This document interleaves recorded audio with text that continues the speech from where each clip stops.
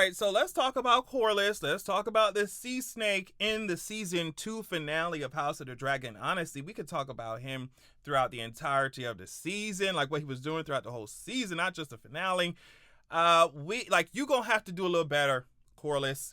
Like, you done lost your daughter, your son, your heir. You done lost your wife. Like, at this point, renaming a ship and stuff while you still a deadbeat, it's not gonna be enough for me, mama. Corlys.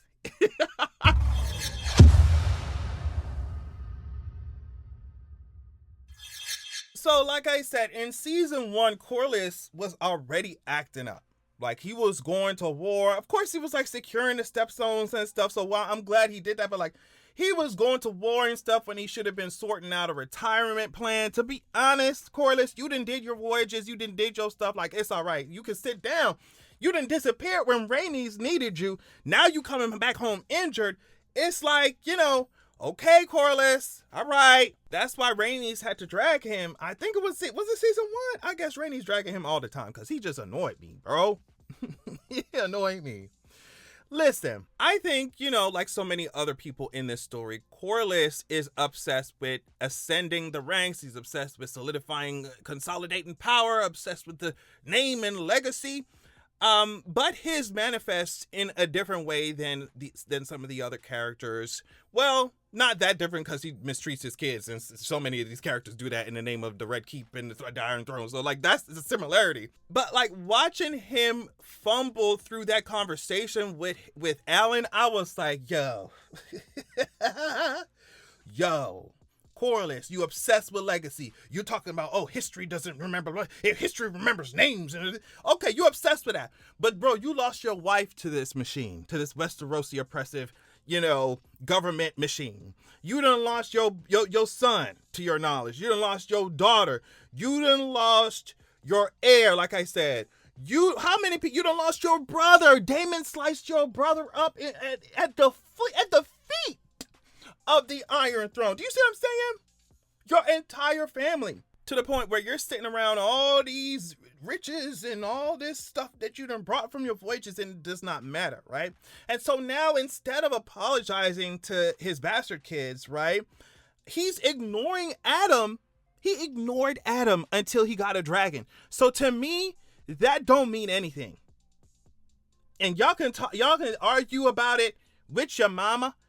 That don't mean anything. Him coming into the room for 5 seconds talking to Adam like, oh, well, yeah, good job. Because I had to go get a dragon for you to even say anything to me, girl. That don't mean anything. That conversation to me didn't mean nothing. Because if he had not gotten a dragon, you would have still been ignoring him. And to be honest, I think this speaks to, like, not only Corlys, but what so many people, like, in real life believe about themselves. Like, I think Corlys, like so many others in Westerosi society, like I said, in real life, believe that if you don't reach a certain level of success that maybe is dictated to you by society, or if you don't reach the kind of success, the type of success that has been dictated, then you're not worth anything, right? Like, does Corlys believe that about himself? And so, like, this constant chasing of power, it'll never be enough. Even when people get the Iron Throne, it's not enough. You see what I'm saying? It's not enough. So I think Corlys, like so many others in Westeros, is chasing this idea of what life is supposed to be, what happiness is supposed to look like. I'm supposed to have X, Y, and Z. I'm supposed to have an heir. I'm supposed to have all this coin. I'm supposed to have this position as Lord. I'm supposed to have a solid name, family name. Tywin was the same family. Tywin was the same family name with that, and he was miserable. And he was miserable, girl. But yeah, the reason why I brought up real life is because I feel like even in IRL, like, people are constantly under this pressure to rat race. I gotta rat race, get to the top. And then it's like, okay, what do you have to sacrifice to get there? What parts of yourself do you have to give up? Who told you that was the quote unquote top, the height of life? Because you did all this self-sacrificing, the denying of yourself, denying of humanity. to get this power, and it don't mean anything. Not only was Corlys literally ignoring Adam, he was tossing stuff like at Alan, like job positions and titles at Alan, as if that was supposed to undo all the damage that growing up a bastard had done to him. Like, oh, Corlys was really talking about like, oh, why aren't you grateful for my help? Essentially, like, I'm trying to help you. Boy, Corlys, stop playing with me. So my thing is Corlys going to let the pressures and structures and systems of the society that he is in, is he going to let all of that prevent him from having a good relationship with the kids he got left? With the kids that he has left? Because if he keeps on going like this, talking about you're dismissed, you're dismissed, you're dismissed, Alan was like, oh, guess what? I'm not dismissed. The bell is the only thing that dismissed me. Last time we heard the bells was Game of Thrones, season 8. Ain't no bells around here. I'm gonna go when I want to go. Like, if Corlys keeps talking about, oh, so I'm dismissed, he couldn't even look Alan in the eye. Like, he's gonna lose the kids that he barely has now. Like, when are you gonna see that, Corlys? I mean, and Rhaenys too, I guess, but still. You were about to marry young Laena off to Viserys, and it was given toddler. Like, it was given toddler. You were about to do that. You were acting like Laenor wasn't gay because you wanted to consolidate your power. I mean, of course, Westerosi society is homophobic and stuff, but like, on top of that, you wanted to consolidate your power with the Targaryens, as usual, putting political alliances and the Valyrian name over Laenor's true feelings. And like, we can argue that everyone has to sacrifice some part of themselves, some part of their being to survive or excel in this oppressive Westerosi system or in the world, period. But like Alicent used to, think, it seems like Corlys literally cannot conceive of a different way to be, different way to live. At least at the end of it, Alicent tries to run away from it all. I still don't understand why Alicent would risk death by going to Dragonstone and trying to talk to Rhaenyra when she could have just done like Aegon and left for Essos without many people knowing. I just think going to the literal the mount of the dragon is so crazy when you could have just left with Helena, but whatever. But at least by the end of season 2, Alicent is trying to run from the systems, the mess that she helped make, all of it. So I wonder how long Corlys is going to keep worshiping this system of power until even his bastard kids are gone. You would think that after losing so much, Corlys would have just been like, yo, I'm taking a couple of ships, I'm taking my bastard sons, we got some money, we going somewhere, and we ain't never coming back, especially after losing Rhaenys. But he's still over here, like, cowering away from his bastard sons.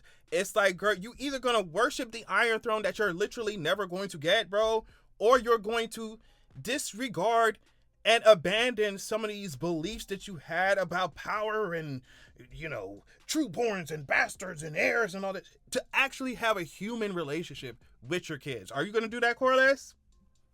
Are you gonna do that? Well, we gonna see. And that's why I'm just like, bro, expecting me to have this emotional reaction to Corlys renaming his ship to the queen who ever was or never was, whatever, is just not gonna be a thing for me. It's just not. Because that's the least you could do right now, bro. Like, unless you start, like, really giving heartfelt apologies and like, coin and sacrificing parts of the life that you built to make sure that these bastards are all right. Like, until you start doing that, all this renaming the ships and all this stuff, it don't mean nothing to me, girl. It means the same amount that conversation that you had with Adam about, oh, you moving up in the world. Good job, bro. Like, move. But yeah, I wanted to talk about Corlys because I think that, that scene with Alan reading Corlys was one of the best scenes of the entire episode, like season 2 finale. So I was like, let me get into it, see what y'all think. Thank you so much for watching. Love y'all so much. And I'll catch y'all later. Peace. All right, y'all, make sure that you're going to www.zeraxia.com. When you join the wait list there on the site, you will be the first to be notified when I drop my sequel. Also, you'll immediately get chapter 1 of my upcoming sequel of the upcoming book sent to your email as a PDF. So check that out. Also, this is a different excerpt from my upcoming book, so you definitely want to pause to read if you're trying to get your life. Keep in mind that this upcoming book, the sequel, is following up the first book that is already released called Zeraxia, Wrath of the God King. I released it a few years ago. It was my introduction to writing, fantasy and stuff. So just go easy on me. But either way, as you can see here, it's given 4.9 stars. It's given 4.9 stars. So yeah, check out Xeraxia Wrath of the God King while you wait for Xeraxia The Vengeance of Coldwind, right? And go to Xeraxia.com, sign up, join the waitlist, get your free chapter. Thank you so much.